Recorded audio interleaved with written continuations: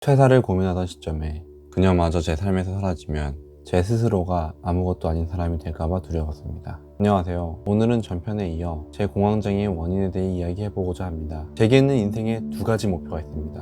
하나는 나만의 사업을 일구어 하고 싶은 일을 하며 자아를 실현하는 것이고, 또 다른 하나는 미인과 결혼하여 행복한 가정을 이루는 것입니다. 이 두 개의 목표를 이루기 위해 저는 30살 때부터 회사를 운영하였고, 그러던 중 제가 꿈에 그리던 이상형에 부합한 여자를 만나게 됩니다. 회사를 운영하다 보니 주 6일로 근무를 하였고, 필요에 따라서는 주 7일씩 근무도 하였습니다. 남는 시간은 모두 그녀와 보냈습니다. 토요일 오후에 퇴근하여 그녀의 자취방에서 함께 알콩달콩 시간을 보내고, 일요일 오후에 출근하는 일상을 보냈습니다. 몸은 고됐지만 행복한 날들이었습니다. 제가 세운 목표를 향해 한 걸음씩 다가가는 느낌이 들어 뿌듯했고, 무엇보다 그녀와 함께 보내는 시간이 너무나 행복했습니다. 일을 하며 받는 스트레스를 그녀와의 데이트를 통해 날려보냈고, 그렇게 힘을 얻어 다시 회사 일을 추진했습니다. 그렇게 그녀는 제 삶을 지탱하는 기둥이 되었습니다. 하지만 나쁜 일은 겹쳐서 온다고 하나요? 회사를 운영한 지 1년 정도가 지난 시점에 함께 일을 하던 친구가 배신을 하며 회사의 사정이 급격히 나빠집니다. 당시 함께 회사를 운영하던 사람은 저와 제 친구, 그리고 친구 여자친구 이렇게 3명이었는데요. 제 친구가 회사의 알바생과 바람이 나며 동료들을 속이고 자금 횡령과 태업을 하였습니다. 팀원들 모르게 개인 영업을 뛰고 외근은 나간다고 말해놓고는 데이트를 하고 있었습니다. 이에 충격을 받은 친구의 여자친구이자 제 동료는 결국 퇴사를 하였고, 팀워크에 금이 가기 시작합니다. 저도 친구에 대한 신뢰가 깨진 상태에서 회사 운영을 어떻게 지속해 나갈지 고민하던 차에 여자친구와의 관계에도 위기가 시작됩니다. 회사에서 있었던 일을 여자친구에게 털어놓자 자신도 과거에 비슷한 일을 겪은 적이 있다며 과거의 남자에게 받은 상처를 이야기합니다. 여자친구의 과거 이야기 중 제가 감당하기 힘든 내용이 포함되어 있었습니다. 이후 저는 밤마다 여자친구가 해준 이야기가 떠오르며 불면증에 시달리게 됩니다.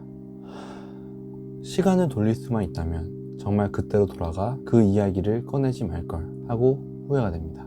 불면증을 이겨내기 위해 심리상담을 받기 시작했는데요. 약 6개월과 25번의 상담을 받았지만 결국 극복해내지 못하였습니다. 마지막엔 공황장애가 와서 그녀와 헤어지기로 결심합니다.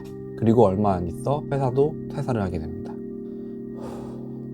돌이켜보면 제게 공황장애가 온 이유는 제 욕심 때문이었던 것 같습니다. 나만의 일, 나만의 사업을 이루겠다는 목표를 이루기 위해 이미 연이 다한 업과 친구를 놓지 않으려고 발버둥쳤습니다. 그런 상황에서 여자친구는 힘든 회사와 일상생활에서 부원과도 같은 존재였는데요. 그녀가 있었기 때문에 회사에서의 비상식적인 일들도 견딜 수 있었고, 높은 업무 강도도 버틸 수 있었습니다. 그랬던 그녀를 놓아주어야 한다는 생각이 들자 제 삶을 지탱하는 기둥이 무너져 내리는 기분이었습니다. 일과 사랑, 그 두 가지를 쫓기 위해 동분서주하던 제가 일이 위태로워지고 그녀마저 내 삶에서 사라지게 되면 제 스스로가 아무것도 아닌 사람이 될까봐 두려웠습니다. 일에서도 실패하고 사랑하는 사람과의 관계마저도 놓치는 제 스스로가 너무나 보잘것없고 초라한 사람이 될까봐 두려웠습니다. 그래서 이미 끝났고 이어갈 수 없었던 여자친구의 관계를 억지로 붙잡고 놓지 않으려고 애쓰고 있었고, 그것이 공황장애로 이어졌습니다. 그녀와의 관계를 놓지 않으려고 노력했지만 공황장애가 오자 더 이상 버티지 못하고 놓아버렸습니다.